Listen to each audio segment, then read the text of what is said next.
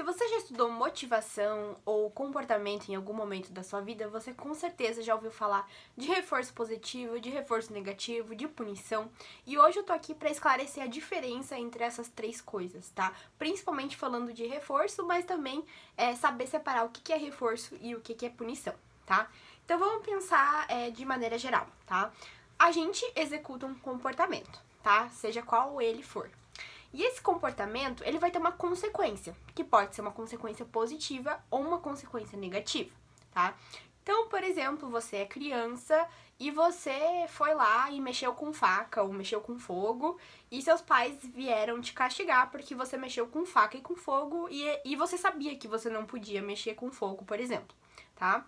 E daí, você se comportou de forma errada, né, de acordo com seus pais, você mexeu com fogo, e você teve uma punição para esse comportamento, por exemplo, um castigo, tá? A tendência é que se você recebeu um castigo, ou seja, você recebeu uma consequência negativa perante aquele comportamento, qual que é a tendência? A tendência é a gente não repetir aquele comportamento, tá? Isso a gente chama de punição dentro da neurociência. Quando a gente é punido, a gente evita executar aquele comportamento de novo, porque ele foi associado a uma consequência negativa, tá? E o que é o reforço? Bom, vamos pensar em outro aspecto. Você executou algum comportamento e esse comportamento, em vez de ter uma consequência negativa, teve uma consequência positiva. Por exemplo, você foi ao shopping e você tomou um sorvete, e aquele sorvete foi extremamente prazeroso, tá? Qual que é a tendência da próxima vez que você for ao shopping? Você vai querer tomar um sorvete de novo para sentir aquele mesmo prazer. Isso é um reforço positivo, tá? Por quê? Primeiro, o que é o reforço, né? O reforço nada mais é quando você tem uma consequência do comportamento, essa consequência do comportamento, ela foi positiva, tá? E quando a consequência é positiva, a tendência é o quê? Você executar aquele comportamento novamente, tá? Quando a tendência é você executar aquele comportamento novamente, a gente chama isso de reforço, tá? Por quê? Porque você está reforçando que aquele comportamento aconteça. Então, o nome é bem intuitivo, na verdade. Beleza, existe o reforço. No entanto, existe o reforço positivo e existe o reforço negativo. Aí, qual que é a diferença entre esses dois? Bom, eu dei o exemplo do sorvete, né? Você ir ao shopping, você tomar sorvete, você obter prazer com o sorvete e você repete o comportamento da próxima vez que você for ao shopping. Então, nesse caso, o comportamento levou a uma consequência positiva, reforço, ok? E você obteve um prazer, tá? Então, você buscou o prazer.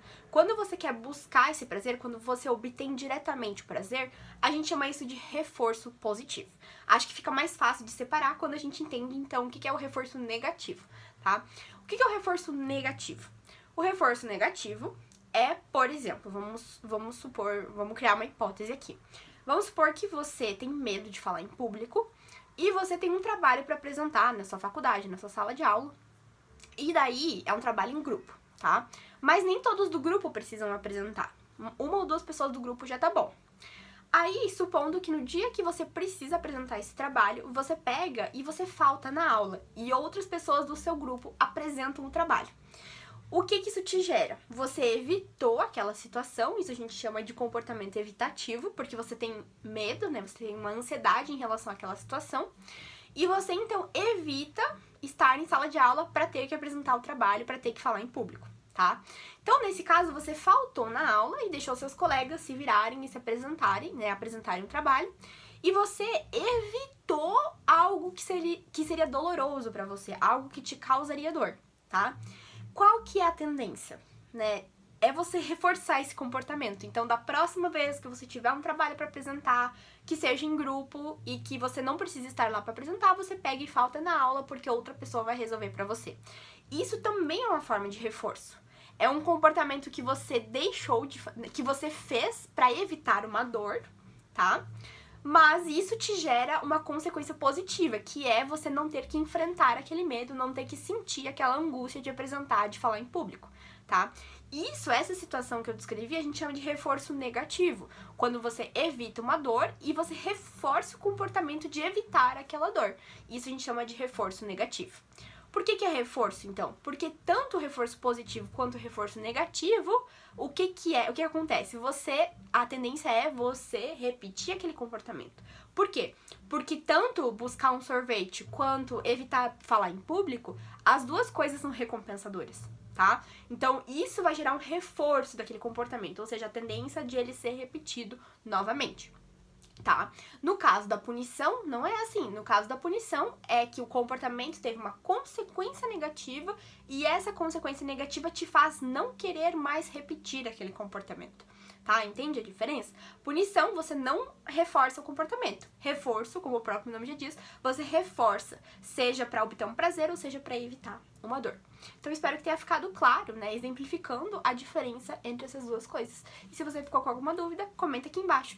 E eu esqueci de falar antes, mas para você entender um pouco melhor essa aula, você pode assistir a aula anterior, que deve estar aqui no card, sobre dopamina e prazer. Que, na verdade, a gente vai ver que a dopamina, na verdade, não está muito relacionada com o prazer. Então, nessa aula, eu explico certinho com o que a dopamina está relacionada, tá bom? Se ficou alguma dúvida, comenta aqui embaixo e deixa o seu like. Beijo e até a próxima. Tchau, tchau!